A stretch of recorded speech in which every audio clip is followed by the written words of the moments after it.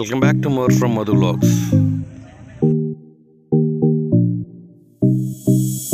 విశాఖపట్నం నుండి అరకు వ్యాలీ వెళ్ళడానికి మనం ట్రైన్ టికెట్స్ ఎలా బుక్ చేసుకోవాలి, అదేవిధంగా ఆ ట్రైన్లో ఉన్నటువంటి గ్లాస్ కేస్ బోగీకి సంబంధించిన టికెట్స్ ఎలా బుక్ చేసుకోవాలి, అవి ఎన్ని బోగీలు ఉంటాయి, ఎన్ని రోజుల ముందు మనం బుక్ చేసుకోవాల్సి ఉంటుంది అనే విషయాలను మనం ఈ వీడియో బ్లాగ్లో చూద్దాం. అదేవిధంగా అరకు నుంచి జగదల్పూర్ పట్టణానికి మనం ఎలా వెళ్ళాలి, అక్కడికి మనం టికెట్స్ ఎలా బుక్ చేసుకోవాలి అనే విషయాలను కూడా మనం ఈ వీడియో బ్లాగ్లో చూడడం జరుగుతుంది.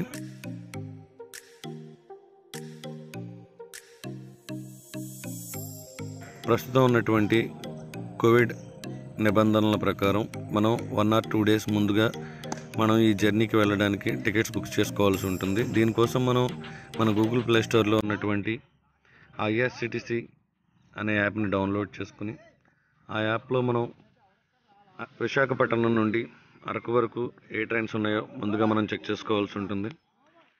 ఇందులో జనరల్ టికెట్స్ అయితే పెద్ద కష్టపడాల్సిన అవసరం లేదు, అవి ఎప్పుడైనా మనకి అవైలబుల్గా ఉంటాయి. స్లీపర్ క్లాస్ అనేవి కూడా ఒక 50-60% మనకి ఎప్పుడు కూడా అవైలబుల్గా ఉంటాయి. బట్ ఇందులో నేను ఏదైతే చెప్తున్నానో గ్లాస్ కేస్ బోగీ గురించి, అంటే మనం ఆ బోగీలో కూర్చుంటే చుట్టూ కూడా వ్యూ అనేది ఎంజాయ్ చేయొచ్చు. ఈ గ్లాస్ కేస్ బోగీలో మనం జర్నీ చేయడానికి అట్లీస్ట్ ఒక 2 days ముందైనా మనం టికెట్స్ బుక్ చేసుకోవాల్సి ఉంటుంది. ఫ్యామిలీతో ఎంజాయ్ చేయాలనుకునే వాళ్ళకు ఈ జర్నీ చాలా బాగుంటుంది. ఈ glass case ticket bogie price వచ్చి ప్రజెంట్ అయితే నేను వెళ్ళినప్పుడు 670 రూపీస్, 670 రూపాయలుగా ఉంది. ఈ ట్రైన్ విశాఖపట్నం నుండి ఉదయం 6:40 అరకు బొర్రా మీదుగా జగదల్పూర్ మీదుగా కిరండోల్ వెళ్తుంది. ఈ ట్రైన్లో మనం ప్రయాణించడానికి కనీసం నిర్ణీత సమయానికంటే, అంటే 6:40 కంటే ఒక 15 minutes ముందుగా, అంటే ఒక 15 నిమిషాలు ముందుగా రావాల్సి ఉంటుంది. ఈ గ్లాస్ కేస్ బోగీలో ప్రయాణించేటప్పుడు చుట్టూ ఉన్నటువంటి ఆహ్లాదకరమైన వాతావరణాన్ని 360 degrees యాంగిల్లో మనం వీక్షించవచ్చు. అలాగే ఈ బోగీకి బ్యాక్ సైడ్ పర్యాటకులు కానీ, వచ్చినటువంటి టూరిస్టులు కానీ ఫొటోస్ కానీ వీడియోస్ కానీ తీసుకోవడానికి ఈ ప్రత్యేకమైన సదుపాయం ఉంది. ఇక్కడ చిన్నపిల్లల నుంచి పెద్దవాళ్ళ వరకు ఎవరైనా కానీ వచ్చి అక్కడ ఉన్నటువంటి సీట్స్ మీద కూర్చోవచ్చు, అక్కడ నుంచి వ్యూస్ ఎంజాయ్ చేయొచ్చు, వీడియోస్ కానీ ఫొటోస్ కానీ తీసుకోవచ్చు. అలాగే ఈ ట్రైన్లో ఉన్నటువంటి ప్రత్యేకత ఏంటంటే ఈ ఒక గ్లాస్ కేస్ బోగీయే. ఈ గ్లాస్ కేస్ బోగీకి స్పెషల్గా ఒక టీసీ, అలాగే స్పెషల్గా ఒక కానిస్టేబుల్ కూడా ఎస్కార్ట్గా ఉంటారు.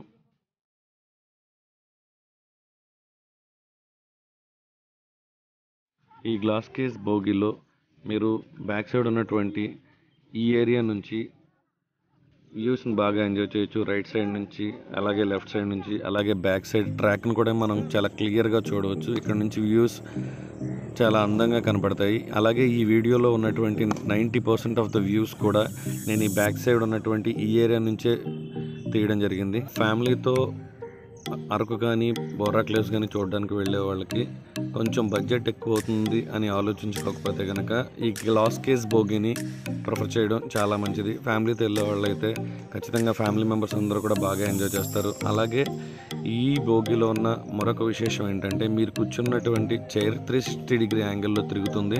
మీరు రైట్ సైడ్కి కావాలితే రైట్ సైడ్ ఉన్నటువంటి విండో సైడ్కి తిరిగిపోవచ్చు, లేదా లెఫ్ట్ సైడ్ వ్యూ వచ్చినప్పుడు మీ చైర్ కింద ఉన్నటువంటి లాక్ని ప్రెస్ చేసి చైర్ని మళ్ళీ లెఫ్ట్ సైడ్కి తిప్పడానికి అనువుగా ఉంటుంది.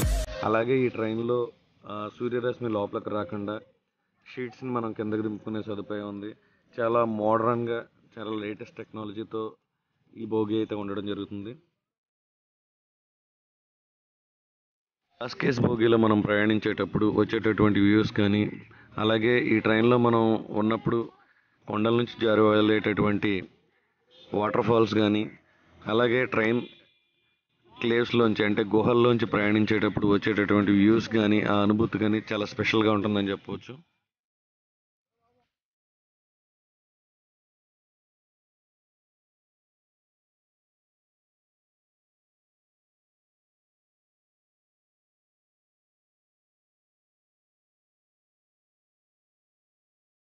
విశాఖపట్నం నుండి అరకు కానీ, అరకు వ్యాలీ కానీ, బొర్రా గుహలు కానీ చూడడానికి వెళ్ళడానికి ప్రతిరోజు ఉదయం 6:40 మాత్రమే ట్రైన్ ఉంటుంది. మరలా next train next day morning 6:40 మాత్రమే ఉంటుంది. అంటే రోజుకి ఈ ట్రైన్ ఒక్కటి మాత్రమే ఉంటుంది. అదేవిధంగా మనం అరకు నుంచి కానీ, బొర్రా నుంచి కానీ రావడానికి సాయంత్రం 4 గంటలకు అరకు నుంచి ట్రైన్ ఉండడం జరుగుతుంది. ఈ గ్లాస్ కేజ్ బోగీలో వెళ్ళేటప్పుడు చిన్న లేదు పెద్ద లేదు అందరూ కూడా ఈ చుట్టుపక్కల వ్యూస్ని ఎంజాయ్ చేస్తా, ఈ చుట్టుపక్కల వ్యూస్ని ఫొటోస్ లేదా వీడియోస్ తీస్తా ఎంజాయ్ చేయడం అయితే మీరు గమనించవచ్చు. ఒక్కసారి ఈ గ్లాస్ కేజ్ బోగీలో కనుక మీరు జర్నీ చేస్తే ఆ ఎక్స్పీరియన్స్ అనేది లైఫ్ టైం ఉంటుందని అనడంలో సందేహం లేదు.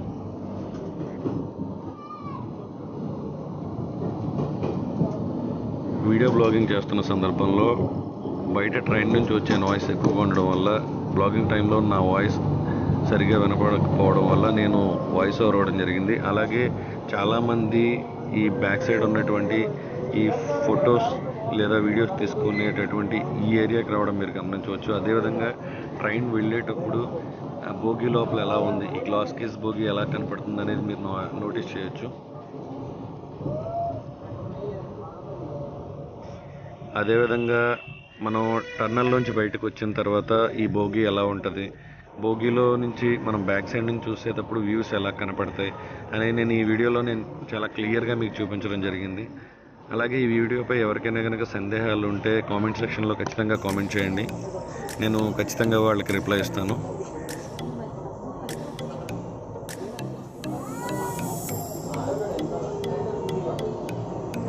కొండల్లో ఉన్నటువంటి ఈ టర్నల్స్ నుంచి ట్రైన్ వెళ్తున్నప్పుడు ట్రైన్ ఫ్రంట్ నుంచి చూస్తే మీకు ఎలా కనపడుతుంది అనేది నేను ఫ్రంట్ వ్యూ నుంచి చూపించడం జరిగింది. ఇప్పుడు మీరు కొన్ని సీట్స్ చూడవచ్చు, అవి 360 డిగ్రీస్ యాంగిల్లో కొన్ని సీట్స్ని ఇక్కడ ఉన్నటువంటి టూరిస్టులు చేంజ్ చేసుకోవడం జరిగింది. అలాగే బ్యాక్ సైడ్ చాలామంది ఫొటోస్ అలాగే వీడియోస్ తీసుకోవడం కూడా మీరు గమనించవచ్చు.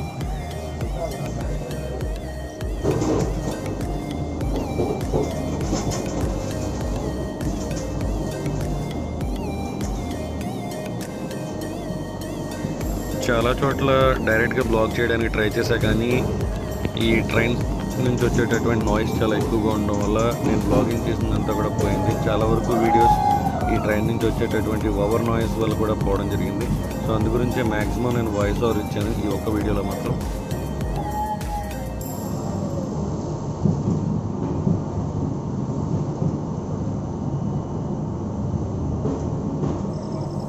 ఈ బ్లాగ్లో కొంత భాగాన్ని నేను టైం ల్యాప్స్లో పెట్టి వీడియో తీయడం జరిగింది. ఇప్పుడు టైం ల్యాప్స్ని ఎంజాయ్ చేయండి.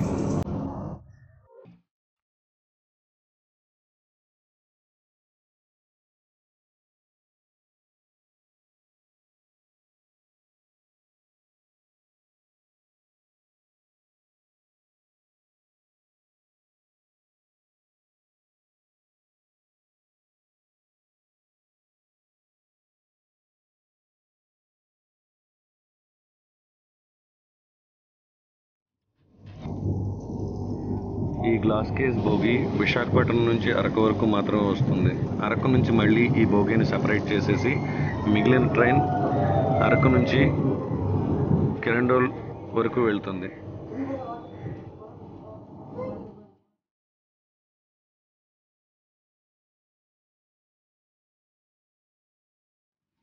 నేను ఈ ట్రైన్లో విశాఖపట్నం నుంచి అరకు వరకు గ్లాస్ కేజ్ బోగిలో ప్రయాణించి అరకు నుంచి జగదల్పూర్ వరకు స్లీపర్ క్లాస్లో ప్రయాణించడం జరిగింది.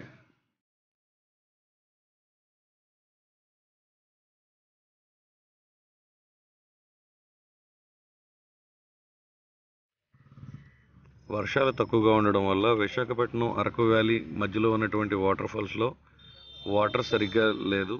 సో అందుకనే ఈ బ్లాగ్లో విశాఖపట్నం అరకు వ్యాలీ మధ్యలో ఉన్నటువంటి వాటర్ ఫాల్స్ని నేను సరిగ్గా చూపించలేకపోయాను.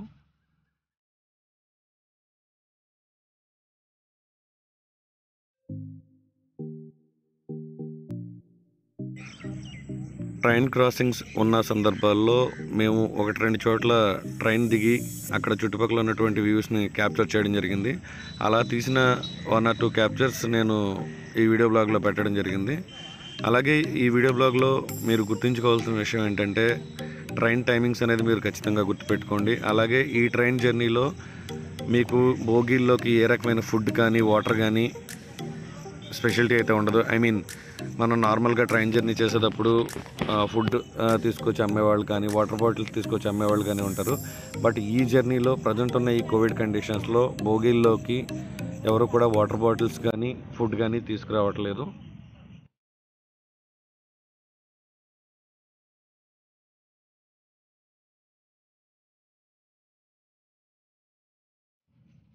సో ఈ జర్నీ చేయాలనుకుని కానీ లేదా జర్నీ కోసం ప్రిపేర్ అయ్యే వాళ్ళు ఎవరైనా కానీ జర్నీలో తినడానికి మీకు సరిపడేంత ఫుడ్ అలాగే వాటర్ కూడా ఖచ్చితంగా క్యారీ చేయండి. ఈ విషయాన్ని అయితే కనుక ఎవరు మర్చిపోవద్దు.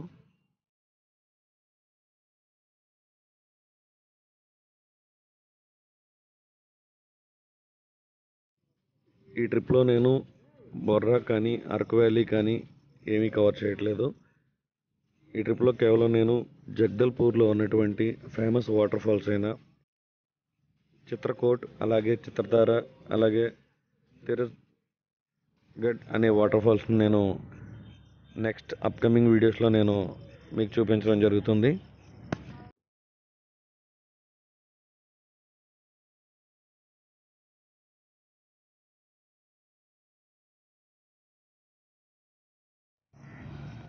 ఈ వీడియో బ్లాగింగ్ సిరీస్లో ఇది పార్ట్ 1గా నేను మీకు చూపించడం జరుగుతుంది.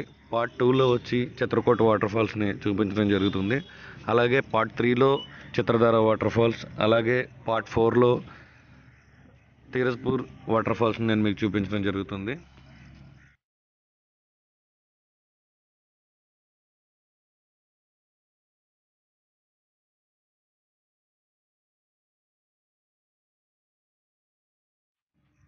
ఛత్తీస్గఢ్లో ఉన్నటువంటి ఈ 3 వాటర్ ఫాల్స్ని మనం ఎలా చేరుకోవాలి, దానికి రోడ్ ట్రాన్స్పోర్టేషన్ మనం ఎలా తీసుకోవాలి, మనకు ఛత్తీస్గఢ్లో ఉన్నటువంటి జగదల్పూర్ అనే సిటీ నుంచి ఈ 3 వాటర్ ఫాల్స్ డిస్టెన్స్ ఎంత, అలాగే ఇక్కడ ఉన్నటువంటి ఇతర పర్యాటక ప్రదేశాల గురించి టూరిస్ట్ ప్లేసుల గురించి నేను చాలా క్లియర్గా నెక్స్ట్ అప్కమింగ్ బ్లాగ్స్లో చెప్పడం జరుగుతుంది.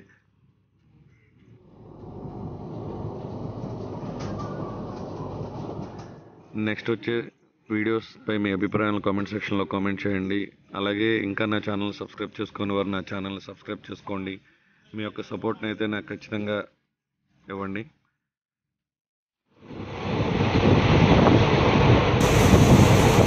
మీకు కనిపిస్తుందో లేదో ఆల్రెడీ ఛత్తీస్గఢ్లోకి ఎంటర్ అయ్యామో లేదో వర్షం అయితే స్టార్ట్ అయిపోయింది. మీకు కనిపిస్తుంది అనుకుంటున్నా. ఛత్తీస్గఢ్లోకి ఎంటర్ అయ్యాం, వర్షం స్టార్ట్ అయిపోయింది. సో మన అప్కమింగ్ బ్లాగ్స్ అసలు ఎలా వస్తాయా ఏంటా అనే టెన్షన్ అదే పట్టుకుంది. ప్రజెంట్ అయితే మనం జగదల్పూర్కి దగ్గరలో ఉన్న ఒక 8 కిలోమీటర్ డిస్టెన్స్లో మనం వైజాగ్ నుంచి జగదల్పూర్ రావడం జరిగింది. ఇదిగోండి విశాఖపట్నం కిరండూల్ ఎక్స్ప్రెస్. ఇది జగదల్పూర్ రైల్వే స్టేషన్. వర్షం బాగా పడుతుంది.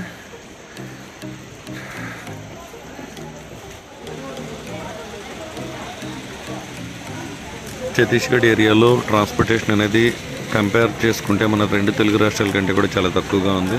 నేను ఇక్కడ నుంచి డైరెక్ట్గా నా హోటల్కి వెళ్ళిపోవడం జరిగింది. ముందుగా నేను బుక్ చేసుకున్న హోటల్కి. మన రూమ్ నెంబర్. సో ఇది మనం ఉన్న హోటల్.